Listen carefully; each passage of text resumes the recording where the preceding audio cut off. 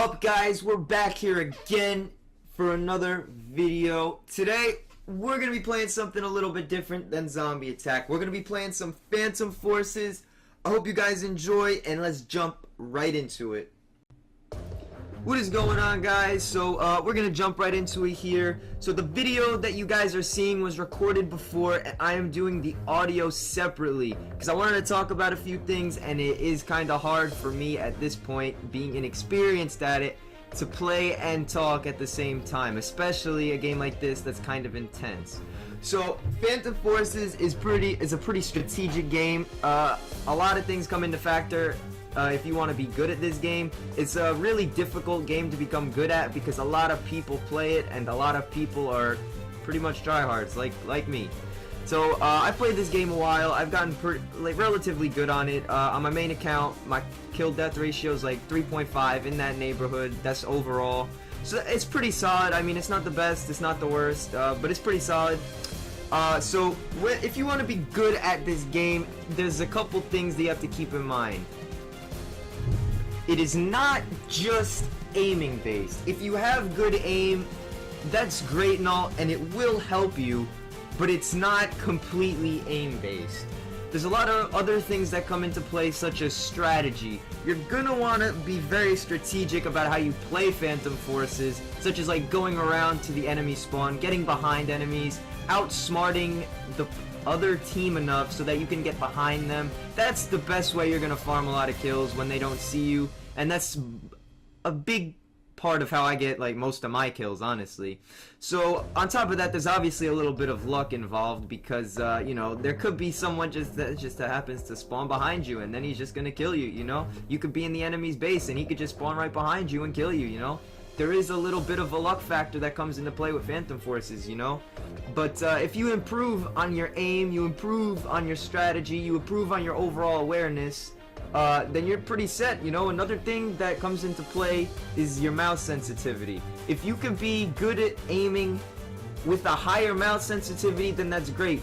Because one thing that in specific that comes into play is turning on people. Some people have really bad aim and they will come behind you. And I think this actually happens pretty soon, like right here. You can see this guy is shooting at me, but he doesn't kill me. I'm able to turn around and basically kill him after he kills my teammate anyway. But there's situations like that that could happen when you're playing, so if you could get used to turning your mouse sensitivity up and still being good at aiming, then that's pretty good. I like to keep my mouse sensitivity relatively high just for situations like that. Another thing you want to become good at is going prone while you're shooting. Now it's kind of silly, but it will throw the enemy off. If you go prone while shooting, it will make your target smaller, so they will have to aim for a smaller area in order to kill you. So if you can master going prone, which is crouching while shooting, then that's a pretty big deal. Another thing is to keep in mind that getting to the other team's snipers, because there's always going to be snipers. A lot of people want to snipe, so it varies on map, obviously. So depending on what map you are in, it will always be different, but you should always try to get behind your enemies, specifically the snipers. The snipers are always, or pretty much always, going to be in the back of the base sniping. So if you could get to them, it's pretty much just easy kills to farm, honestly. Yeah, so that's that. Another thing that comes into play is speed. You want to be very fast maneuvering around the map. That's the less chance someone's going to see you. The faster you go, the less you're out in the open. You want to take side entrances, places people don't usually go. Depending on the objective, you know, it could be team deathmatch. Team deathmatch is obviously the best for this. If you're playing King of the Hill like I am, you know, it's obviously best to go around to where the enemies are, go from behind them, and then try to capture the hill from that point of view.